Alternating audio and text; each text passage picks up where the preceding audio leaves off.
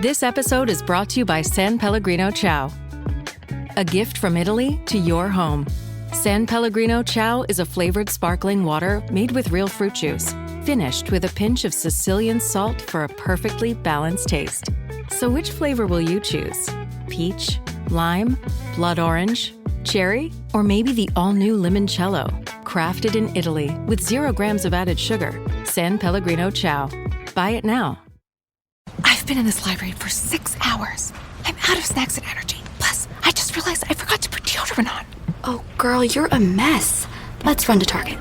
Let's RTT. We'll grab some protein chips, body spray, and deodorant. And we get 20% off with Target Circle so we can get those great face masks for our self-care Sundays. I love an SCS. Let's get out of here. College students get 20% off their next purchase with Target Circle. Subject to terms. Visit target.com/circle for more details.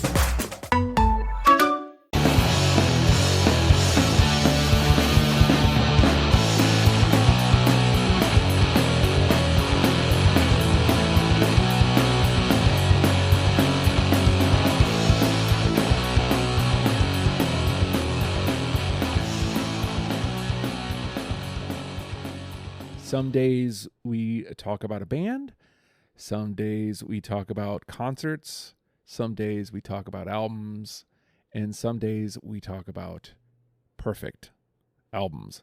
I've really enjoyed this series of pods.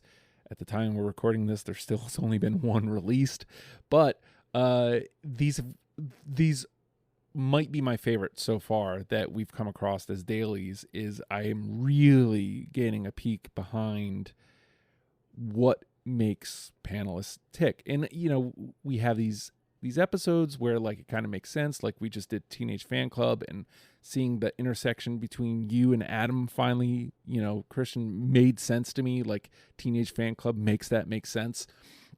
I knew it was only a matter of time before you two would cross. But, like, you know, pulling out even further to find out what constitutes a perfect album for you, firstly, and then how you whittled down that process and what actually makes your list.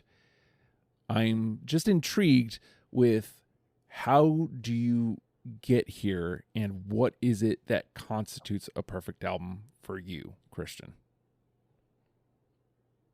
So I followed. I loved Brian's Perfect 10. That I immediately jumped on, as you know, and said, I want to do one. And I really like that. That I know he's far more kind of organized in terms of his categorization of his albums than I am. But that kind of feeling of kind of the perfect 10, the no skip, the perfect album. I thought that's a really good task for me, and I'll say now, I've surprised myself. You know, the many people who will listen to Deprogrammed will, I'm sure, agree. Maybe is that back in the day the album was king, and in the days of streaming, that's kind of really got lost. But I believe strongly in the art form. Not only from the band, but also from the production of, you know, putting together an album. So it wasn't, for me, an album, a good album is not just about the quality of the songs themselves, but it's how it's sequenced, it's the dynamics, it's how it opens, how it closes, the balance, and just the consistency. So, yeah, it's, as I say, I've surprised myself with this list. So, yeah. So these, what I basically did with this, I went through all the list of albums in my library, and then made a big short list, and then I kind of thought, right, is this really a perfect, flawless, no skip album? And sort of whittled it down. And what surprised me was none really of the artists in my top. Well, hardly any of the artists in my top 10 albums are actually in my top actual favorite artists. That I found that quite fascinating. I mean, there were a lot on the shortlist of, you know, albums by bands and artists that I would consider in my kind of hardly any of them made it, which was a really sort of strange result, really. So, I mean, on that basis, I'm going to do a few honourable mentions, and these are all kind of artists that I really, really do like. I would consider, in my some in my top 10s, top 20, whatever, but they didn't quite make the cut. With the albums are fantastic, but got bumped, which is flabbergasting to me. So we have, I'm going to mention 6 and then a 7th, which was a little bit of a weird one. So we've got Alice in Chains' Dirt, Soundgarden, Bad Motorfinger, You'll Be Pleased to Know Justin, Smashing Pumpkins, Siamese Dream, Jeff Buckley, Grace, that was super close, Weezer, Pinkerton, and an episode we did not that long ago, Counting Crows, August, and Everything After. So they're all completely foundational to my taste, but they didn't make it in. The other one I wanted to mention that I was so tempted to play, but I kind of bumped it. So when I did my top 10, my top 5 concerts episode, not that long ago, I talked about a festival, and I said, I don't know if this breaks the rules. So this time I've erred on the side of caution and have not broken the rules. But one which was super close to what I consider to be a flawless Perfect 10 album is actually a movie soundtrack. It's the soundtrack to Singles. I mean, when that came out, I've always said I was a grunge kid in the early 90s. Every song on that soundtrack is amazing. They're not all grunge. There's kind of some Paul Westerberg, Jimmy, I wouldn't consider to be grunge. And there's obviously a connection, there's a sort of a line that's drawn between all of them, but they're not all kind of the Alice in Chains, the Soundgarden, the Pearl Jam, but it's such a good album. But because it's kind of not an actual album by an artist, I decided to keep it outside my official top 10, but just it does deserve a shout out. Fair enough. And it should be noted that is like the superior version of the Smashing Pumpkins song Drown, which is no longer on streaming, but I'm sure you can probably find it on YouTube. But like that version of Drown at the end of the record with all the shoegazy, like it's just outstanding. Yeah, and shout out to I know the song gets maligned a bit, Led Zeppelin, but Anna Nancy Wilson, the Lovemongers, doing Battle of Evermore is so good. I could go on about that album for so long, but maybe we'll do a one-off on that or something. Yeah, put a pin in that. Good. We'll come back to that. Okay, so ready for my top 10? Yes, sir. Okay, real mixed bag. So number 10, we have Pete Yorn, Music for the Morning After. So again, one of these artists I found, not really, can't remember how I found him, don't really know how popular he is in the States. Had a song on the soundtrack of, I want to say Dumb and Dub, but may not have been. A song called Strange Condition. It was definitely on a movie soundtrack. But his genre, he's singer-songwriter. I would say folk rock, power pop, bit of indie. I have this side of my taste which is quite melodic. I've mentioned it many times. Counting Crows, Hootie and the Blowfish, Gin Blossoms. He's not quite in the same genre, but it's that kind of melodic singer-songwriter, perhaps gentler side of my musical taste. So this is Music for the Morning After, all one word, was his debut album, and it's just so consistent. He's from New Jersey, but if you listen to him talk, he doesn't sound like it. He's got this kind of drawl, but I think he's lived in California for a while, so that may be why. It's just hooks, just good songwriting. There's no skip. Every melody is great. It's got that alternative feeling, but it's got the kind of the pop sensibility, and there's just a hint of kind of British indie in it as well, which is really unusual for an American artist you can definitely hear like the Smiths in there, kind of like the Cure type stuff. It's so good, and yeah, it's just an album that I can listen to with and enjoy every song without skipping. Mm. So that's my number 10. I'm not sure if you've done Pete Yorn yet. Nope, we haven't come across him yet. And for the Okay. record, sometimes I look things up even if it's never going to come up. You were close on the Dumb and Dumber. It was a Jim Carrey movie. It was Me, Myself, and Irene. Yeah, I knew it was. I thought it was a Jim Carrey movie. There we go. Cool. Okay, number 9.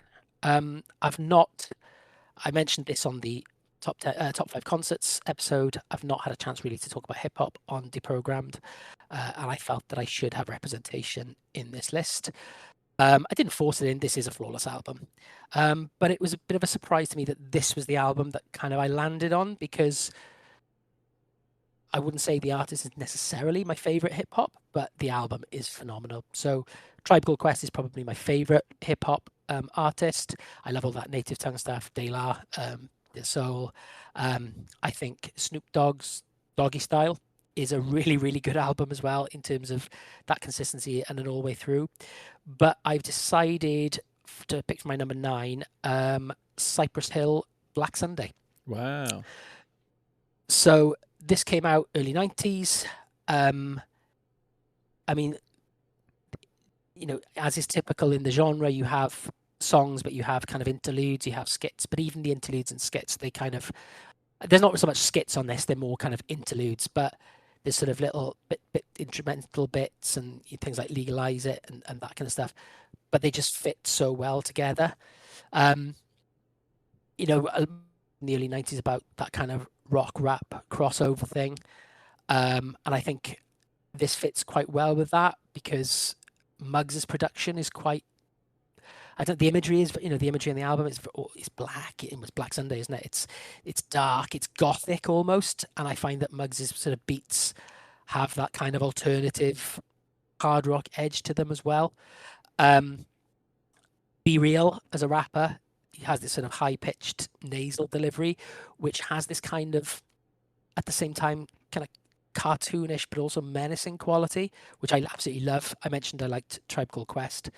Q-Tip, one of my favorite rappers, he has that kind of high nasal delivery as well. And I liked sort of other rappers like that in terms of Funk Dubious and Quasimoto.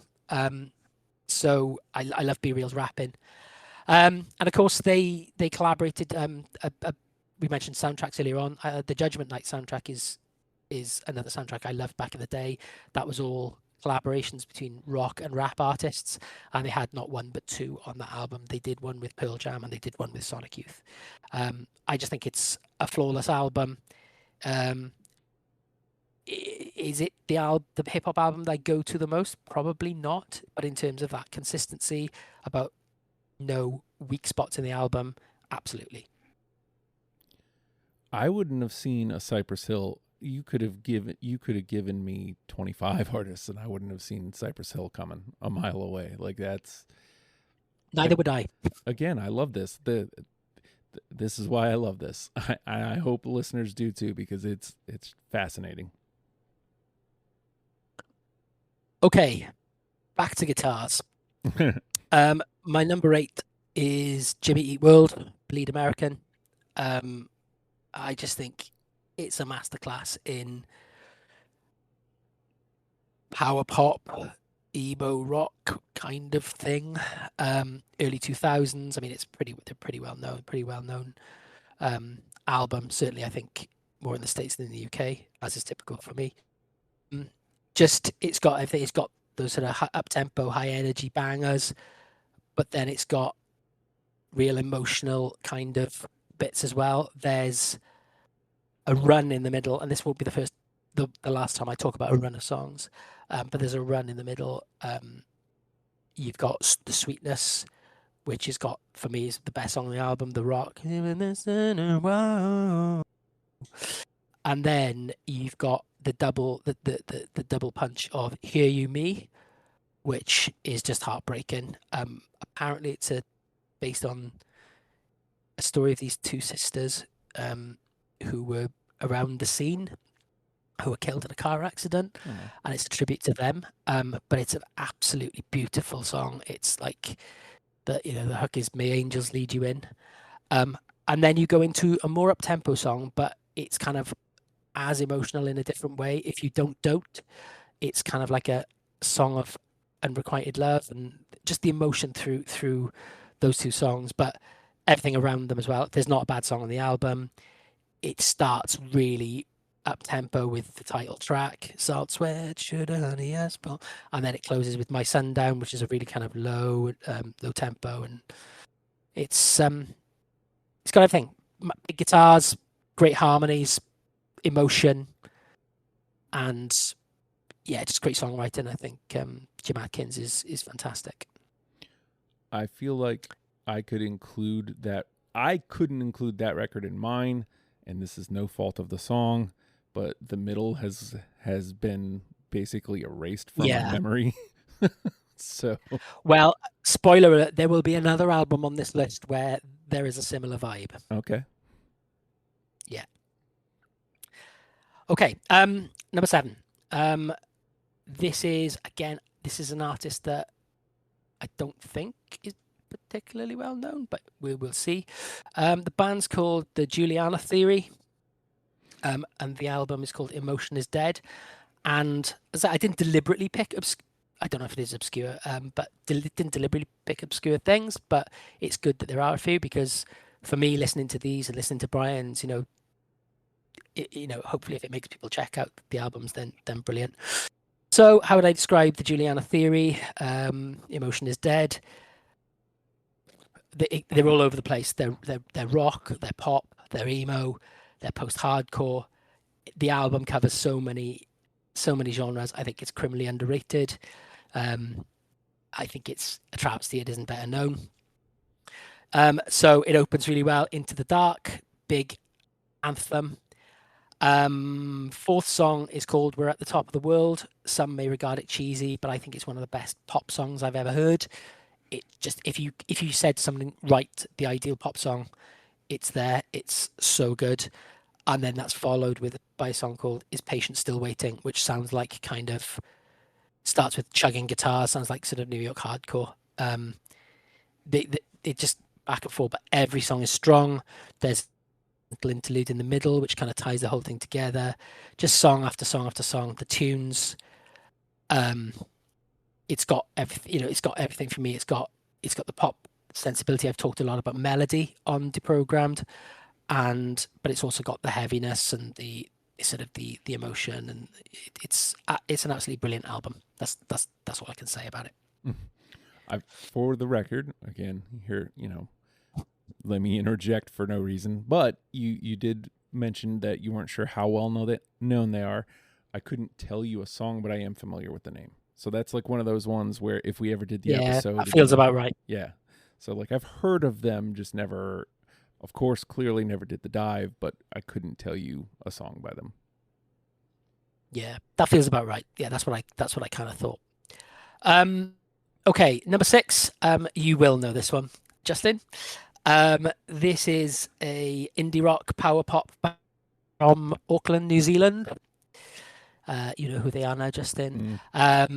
Sharp melodies, brilliant sense of talking about melody earlier on. I think I said the word melody so many times. I did the Deprogrammed episode on these guys.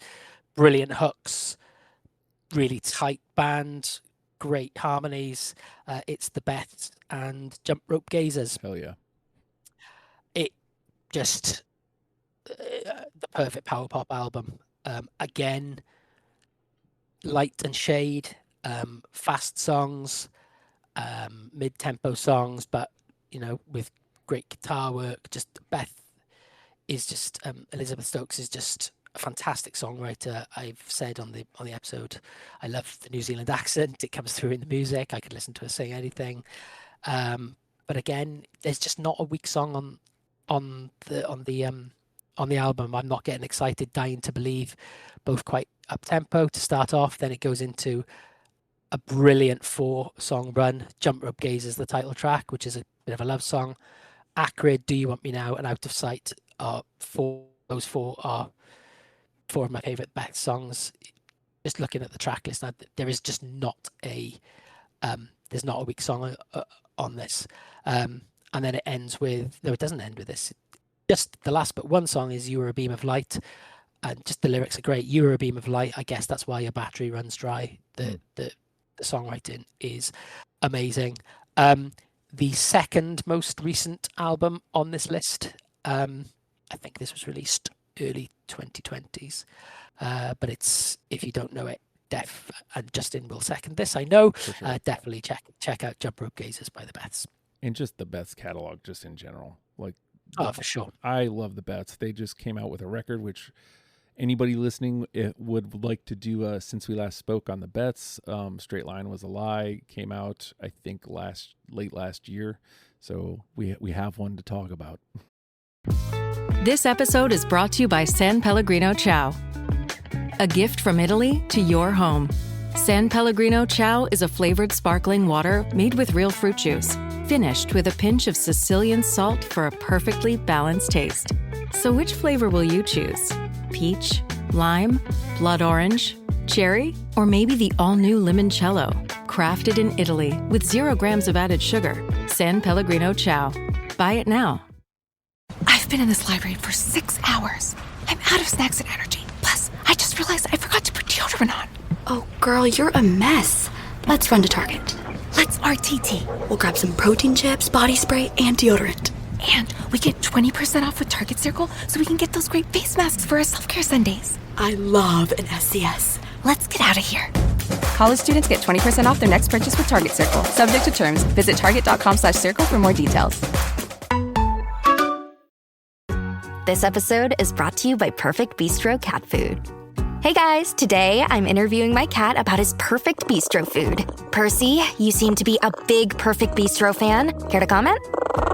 Totally. What do you like about it? You love the high-quality ingredients? And the delicious flavors, of course. Yeah, that makes a ton of sense. Listen to Percy, guys.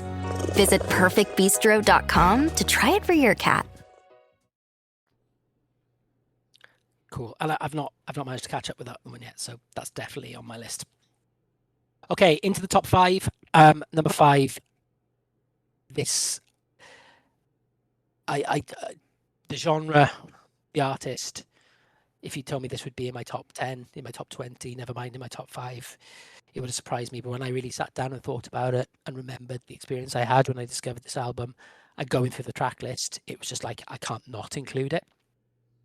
This is probably the biggest surprise for myself. Another corner of my music taste is female solo artist. I love that kind of wave of female artists, in particularly the 90s. Alanis, I love Alanis, always have done. But, you know, I love artists like Fiona Apple, Heather Nova, Jewel, Laura Veers, perhaps less known. I really like the female sort of solo artist, and this is one. I started hearing hype around this artist around a particular song, and I saw them. It was either a live performance or I'd heard it for the first time, and I was like, "What's the hype here?" I just didn't like the song. So the artist is Lana Del Rey. The album is Born to Die. I'd heard hype around Lana Del Rey was growing. Video Games was the big single. I heard Video Games and I was like, just don't get it. But then I saw the music video for the title track, Born to Die, and just the video is incredible. I'm going to use this word several times when I talk about this album. Cinematic, the scale of it. She's in this ornate throne room, flanked by 2 tigers, dressed up as this, I don't know what she's dressed up as, this glamorous queen-like figure, and then it cuts back from that to her in her Converse and her denim shorts with her boyfriend who's got the big emo earring and covered in tats on this car, and they seem to have this kind of, I don't know, fraught relationship.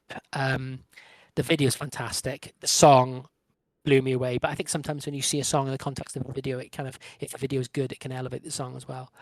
But then I was on a flight. I was flying to Australia, so I had a lot of time to kill, and I at the time I used to have a look at the sort of the little playlist that they put on the entertainment system view. If I wanted to listen to music, and the album was on there, I thought, I'll put it on, I'll give it a listen. And I just listened to that album over and over again for the entire journey. Every song is amazing. There's, again, being on brand here, is Lana Del Rey one of my favorite artists? No, not particularly. I like her, but this album, just taking it objectively as a piece of work, as an album, it is incredible. Every song has a dark and a light. It's symphonic. It's cinematic, to use that word again. But you have this sort of pop that ties it together. And the best way I can describe it is kind of like a 50s Hollywood glamour mixed with 90s kind of beats. She goes low and smoky, and she goes high end and girly, and the atmosphere is just so atmospheric. I know that some people love her, some people not so much. They said, there was a bit of thing around, it's manufactured, it's not, it's not a real thing. But apparently it's the longest charting Billboard debut album by a female artist. And I, having a quick look online before the show, people say, like, if it wasn't for Lana Del Rey, you wouldn't have Billie Eilish, Lorde, etc. So it's just, if we're looking at, as I say, objectively, song by song, and just as an experience, the album is phenomenal.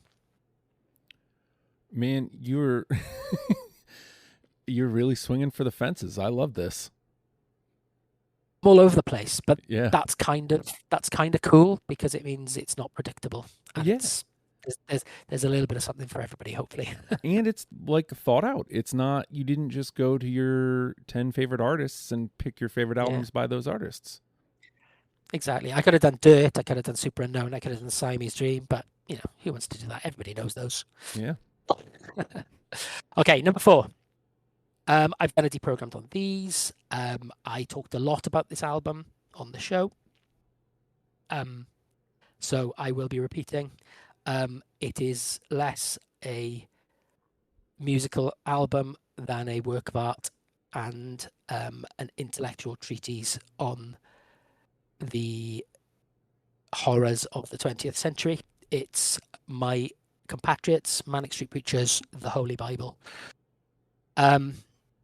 It's heavy, not in terms of musically, but certainly lyrically. It's demanding. It's not an easy listen.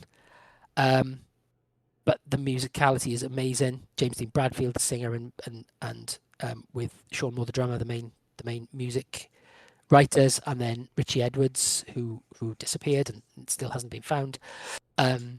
His lyrics just, sorry to repeat myself, but as I say, it's a work of art, not a musical album. James's guitars sound like razor blades, and Richie's lyrics are equally sharp and cutting. It includes spoken word intros around sort of self-loathing, judgment, uses actual audio from the Nuremberg trials. And that's an indication. I said this on the show, but this album, it covers themes such as anorexia, sex exploitation, consumerism, imperialism, suicidal thoughts, dictatorship, mass murder, corporal punishment, and has not one but 2 songs on the Holocaust. So and I said earlier on, this is not easy listening, but I don't want to put it down musically either. This isn't a slog musically. It is intensely musical, but all I can say is you will not only have a musical experience, but you'll also have a history lesson, and you'll be more intelligent after listening to this album. Can confirm. Okay, into the top 3. The most recent album on this list. And I mentioned in the beginning that the album as an art form has disappeared, and that I think explains I'm still into music as much as I've ever been, but because things tend to be more song based these days and less album, that's kind of dropped away. We had the Beths. This album is, I think it's a 2025 album, so it's definitely the most recent, and is on constant rotation in my car at the moment. I have mentioned it several times to Justin and the other panelists, but it is Turnstile, Never Enough. Hell yeah. It's my favorite album of the last 15, 20 years, probably. It's incredible. So got to hear about them from Music League. Somebody played Underwater Boy, I think, from the previous album, Glow On. Really liked it. Started checking that album out. I loved Holiday. But the turning point then, they played Glastonbury last year. Sadly, I didn't go, but I saw it on TV. I love watching Glastonbury. I've never been. Talked about Reading Festival on the concert episode, but never been to Glastonbury. But I feel like that time has passed. You never know, maybe when the kids have grown up and got a bit more time, but love watching it on TV. But I thought they were absolutely amazing at Glastonbury. The musicianship is so tight. They got such a good stage presence. Mm-hmm.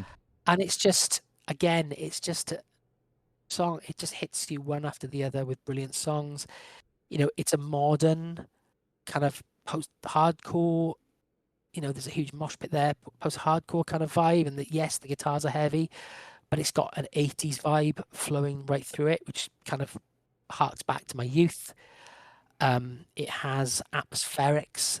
There's these kind of instrumental breakdowns that they have like seagull kind of sounds, and it just makes me feel like I'm at the beach, and that's kind of my happy place. So that really resonates with me. You know, again, it's a rock, punk, hardcore record, which kind of really fits with me. But there's so much texture is the right word, I think, here. The 80s influences, the production, the instrumental breakdowns. Light Design is a stand-up for me as a song.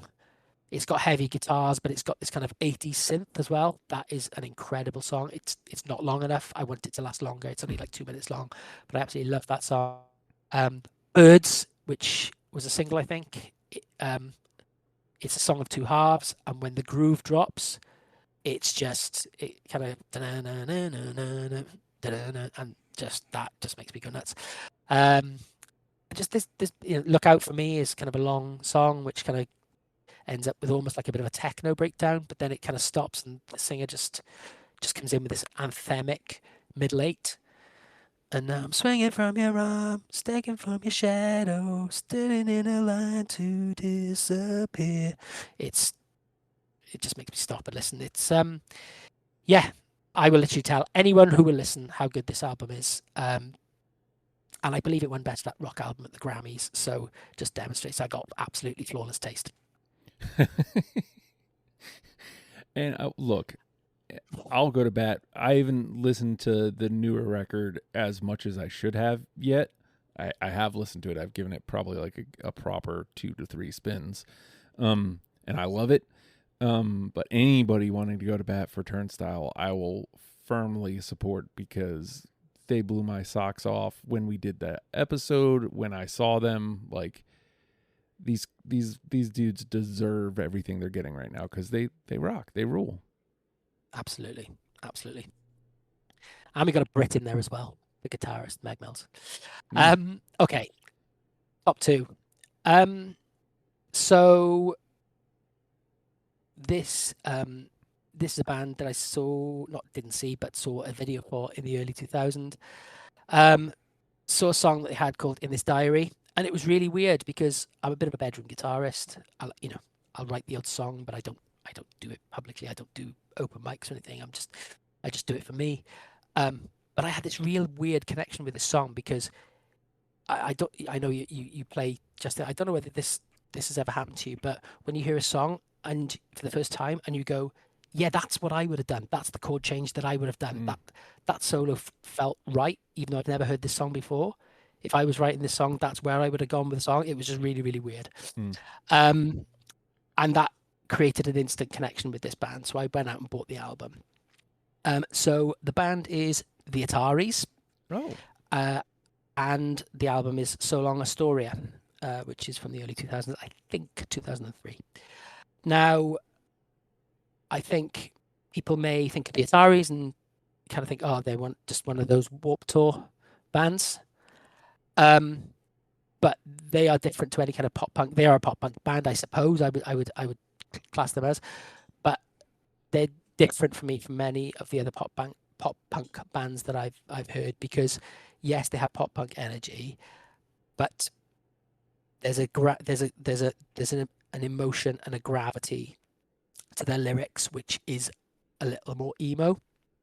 So you've got the energy and the upbeatness of pop punk, but you've got the seriousness, if you like, of the weightiness of emo in terms of the lyrics. It's not kind of self-deprecating or not full on emo, but it's just really good storytelling, really good subject matter. And Chris Rowe is the lead singer, guitarist, and songwriter, and he just tells a really good story, and it kind of takes you back to childhood, and he's just got a really good way of connecting emotionally. There's another run, and I rarely, rarely cry, but the 2 out of these songs make me cry. I think it's fourth song is a song called My Reply, and apparently this is a true story. Chris Rowe got a letter from a terminally ill girl, or certainly a girl in hospital who was either fighting sort of like an eating disorder or had a terminal illness, and he had a letter from her, and My Reply is his reply, and it kind of says, keep strong. The main kind of refrain is just hold on for one more second. It's, oh my God, I listened to it the other day. I was in bits. I was in absolute tears. And then that's followed up by another song called An Opened Letter to the World. Now, this is a little bit more obtuse in terms of what it's about, but there's this weird thing in the song where the chord change, and this in the sort of the pre-chorus, there's something about what it does musically that just gives me a massive lump in the throat, and I don't know why, but it's a bit, for those that know the song, it's the bit that goes, from this second story window, I can hear the church bells down on Main Street. They're singing their songs tonight, or something like that. It's different every time. That kind of melody, and oh my God, it just gets me, and I don't know why. And then if that's not enough, the very next song is actually called The Saddest Song, and ironically, that doesn't make me cry, but it's still a really poignant track about a father being separated from his son and just saying, I'll always be there for you. I think I know what it's like growing up without a father in your life, and it's basically saying, I'll do what I can, and it's just that gives you a sense anyway. That's the 3-song run gives you a sense of the emotional quality, the earnestness, if that's a word, of Chris Rowe's songwriting. Even the way even his vocal delivery, when he reaches at the top, his voice kind of, and that just adds to the emotion of it. They have a cover on there, Boys of Summer, that might actually, by Don Henley, that might actually be their most well-known, annoyingly, song. And they also repeat The Saddest Song at the end as an acoustic track, but I will forgive them that. And it's distinct enough from the original for it to not to be a skip. It's just, from start to finish, the album is consistent, the quality, and it's just pop punk energy with just brilliant storytelling and emotional depth in the lyrics. And I would definitely recommend anyone who's dismissed them as just another Warped Tour band to check out that album. Beautiful. And therefore, number 1. Now, you mentioned earlier on that Jimmy Eat World couldn't be in your list because of the middle, and I think this album will resonate in a similar way with some people, because this band have been unfairly pigeonholed and maligned because they had a massive radio crossover hit. Not one, but one in particular. But I think if you only know this band by this hit, you are missing the incredible depth that this album has, and it is still my favorite album of all time. You've done them on the show. It's Third Eye Blind. Third Eye Blind. Yeah. Yeah. Semi-Charmed Life is what many people will know them for, and it's fine. It's a good pop song, but if that's all you know them of them, and it's been overplayed, and you go, and to an extent Jumper. I think that was a single as well, and that was in a Jim Carrey movie, right? He sings it. I think he sings. I think there's somebody on a window ledge, and he goes out and he gets this guitar and goes, "I wish you would step back from that ledge, my friend." I wonder if that's Bruce Almighty, maybe. Something like that. Yeah, something like that. But anyway, it's. Again, I'm repeating myself in terms of what I've said before, but just front to back consistency. Stephen Jenkins is, I think, really good songwriter, has this good vocal delivery, bit of a character. People, may not be everybody's cup of tea, I think, maybe, but seems to sort of really sort of drive the band forward. And they had a big falling out, I believe, after this album, with the guitarist Kevin Cadigan, who left. But his work, he's full of open tunings, arpeggios, grooves, riffs, use of sort of empty space. It's so good. It's so good. There's, I think, Graduate was a single as well, actually. Yep. Graduate and Thanks a Lot both have brilliant hooks, kind of riffs, and even Jumper as a single, but there's a brilliant bit in the middle where you have like a little instrumental breakdown, which is just really cool. And then I've spoken about song runs. The 3-song run to close the album is just the ultimate end to an album for me. I think it's an absolute flawless trio of songs. You have The Background first, which is a really beautiful track, which is about kind of the aftermath of a breakup, I think. So it says, "The plans I made still have you in them, but you come to an interview and I'm hanging on your words like I always used to do. It keep you in the background." That kind of thing is about the difficulty pulling away from a breakup, and it's a really good kind of angle on that kind of on an anti-love song. Then you go into Motorcycle Drive-By, which has this brilliant finger-picked sort of acoustic beginning, and then it breaks out into this sort of wall of sound, and then it pulls back to how it started with the ding ding ding ding ding. The imagery is brilliant. It talks about paddling out onto the ocean, and I've said before, the beach and the sea is my happy place, so it just makes me feel good. And then the last one, God of Wine, this grandiose, triumphant, haunting end to the album. Stephen Jenkins pushes into this big falsetto, real slow burn closer, and I just think 3 brilliant songs to close the album.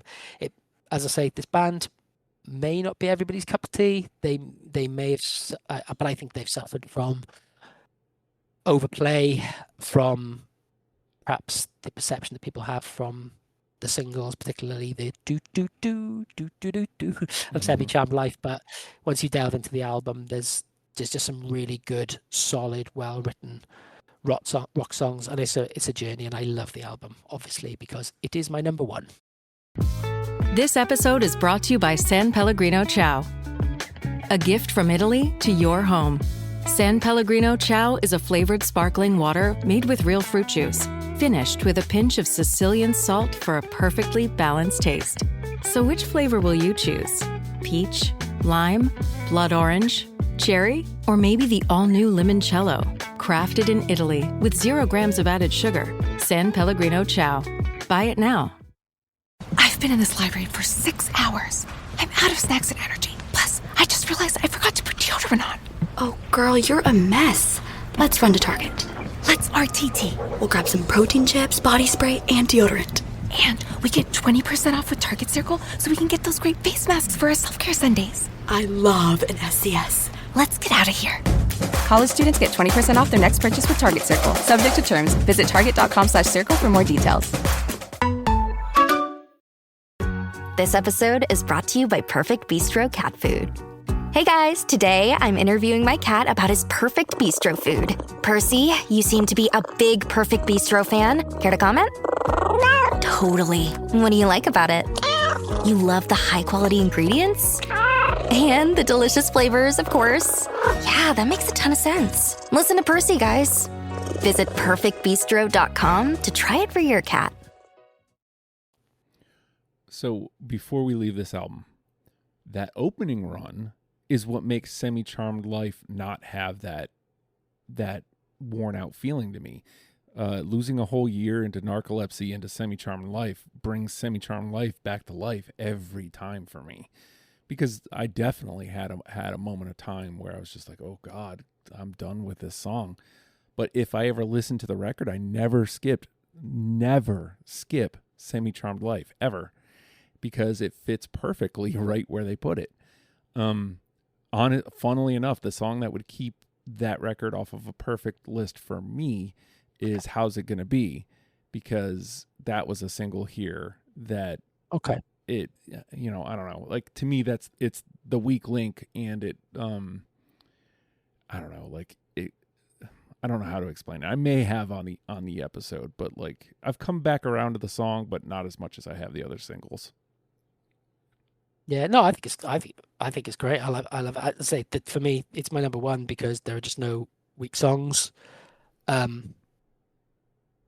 think you go from Graduate, How's It Gonna Be, Thanks a Lot, Burning Man, Good For You, London, I Want You, perhaps is probably the weakest part of the album, but that's all relative. I think they're all great songs, and I don't skip any of them.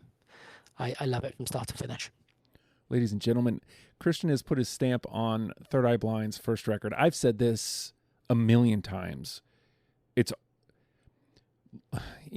anything can be argued, but it is, what a debut. Like, what a debut to come out swinging like that. And I go back to it at least once a year and can't get off it. Like, if I push play on Losing a Whole Year, I'm listening to the album all the way through at least 3 times before I move on to something else.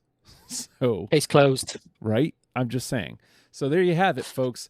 You might have different criteria if you're listening to this. Some of you have already lined up your episodes. Some of you may be working on them. Some of you may have recorded them already by the time this actually comes out. But if you would like to do one yourself, I'd love to have you. I'd love to chat with you about what makes a perfect 10 record, because everybody's got a different one. So we will talk to you all tomorrow or next week or whatever it is, depending on when this comes out. Goodbye.